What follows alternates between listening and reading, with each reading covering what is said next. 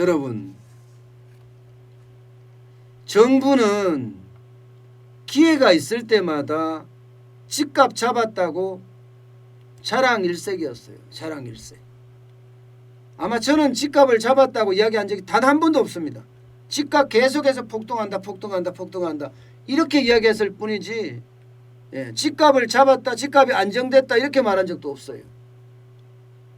아마 이거는요, 저뿐만 아니라 많은 사람들이 현장에 있으면 현장에 있는 사람, 여러분도 그렇고 저도 그렇고, 집값을 잡기는 무슨 집값을 잡아, 이렇게 이야기를 하실 겁니다.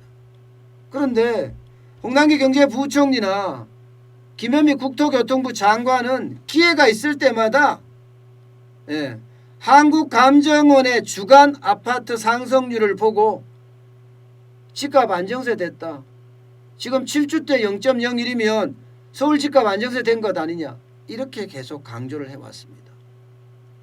그런데 참 이상한 통계가 하나 나왔어요.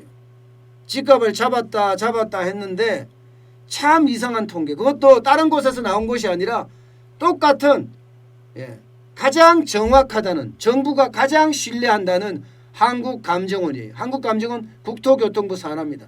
한국감정원에서 자료가 나온 거예요. 지표가 하나 나온 겁니다. 그 지표를 보니까 허허허, 이게 웬일이에요?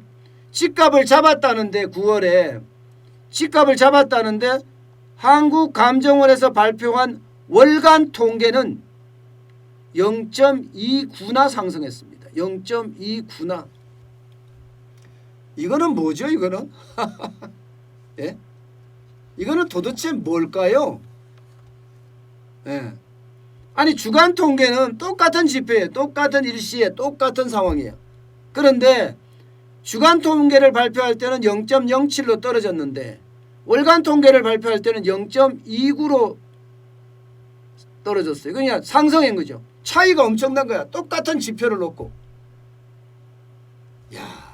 이러면 여러분, 이러면 홍남기 경제부총리나 김현미 국토교통부 장관 입장에서는 이 중에 어느 통계를 가지고 이야기할까요? 나한테 유리한 통계겠죠. 나한테 유리한 통계.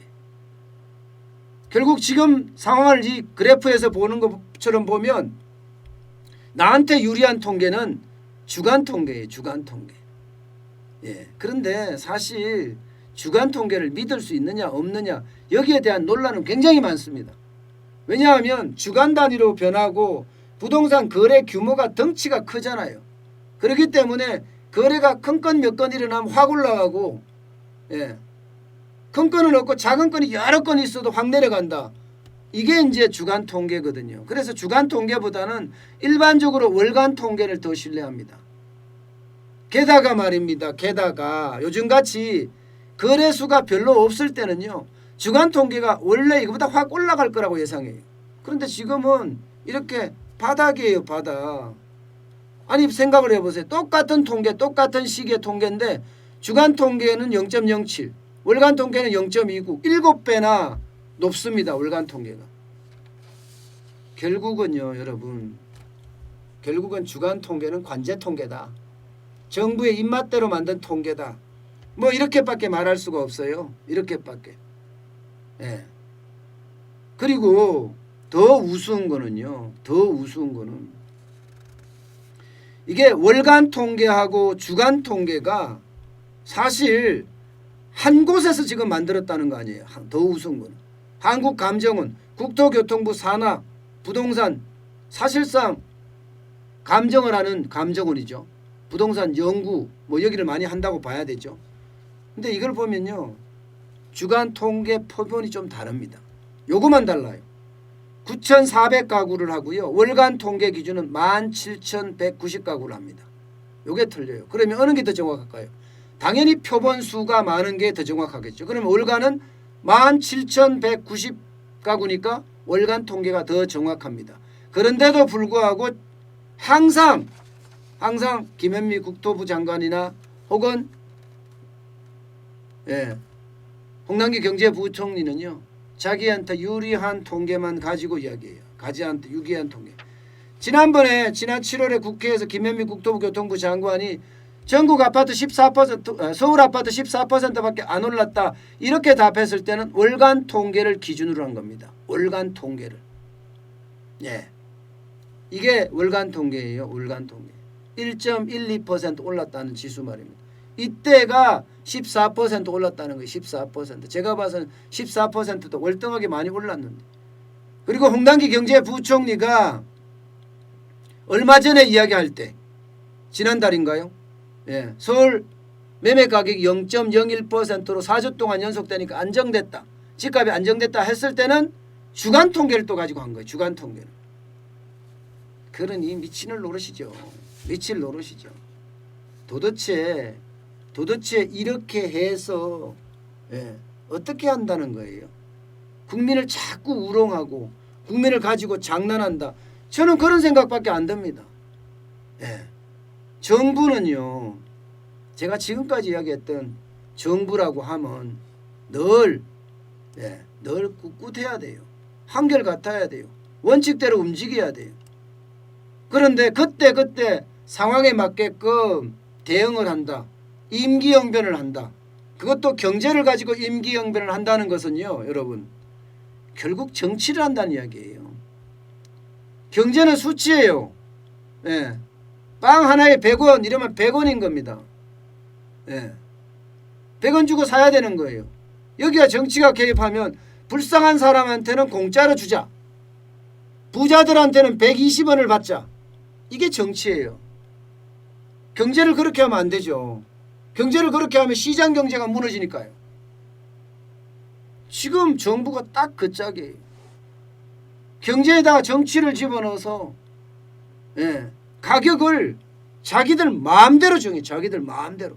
그러니까 시장에 혼란이 오는 거고. 홍남기 경제부총리가 아마 경제를 정치화한 아주 장본인이 될 겁니다. 목에 칼이 들어와도 나라 국간지기는 절대로 내주면 안 됩니다. 여러분 부잣집 뭐 가난한 집도 마찬가지지만 국간 열쇠 누구한테 맡깁니까? 항상 그 집에서 가장 힘이 센 사람이 죽을 때까지 가지고 있어요. 국간 열쇠를 뺏기느니 차라리 죽겠다고 생각하는 사람이 있을 정도예요. 그게 국간 주인의 역할입니다. 홍남기 경제부총리가 그렇게 못 지키는 게 안타까울 따름이죠. 늘 원칙을 지키면서 그 원칙 하에 국가 경제를 끌고 가면요. 국민들은 그 정책에 대해서 신뢰를 합니다. 국민들이 그 정책에 대해서 신뢰를 하잖아요. 그러면 정책 효과가 나타납니다. 정책 효과가 나타난다는 것은 시장에서 경제가 활력을 얻는다는 뜻이에요. 그런데 정책이 안 먹혀 시장에. 정책 자체를 안 믿기 때문이에요. 경제를 하는 사람은 잘 생각해 봐야 합니다. 그게 가장 중요한 국가 정책의 덕목 바로 신뢰입니다.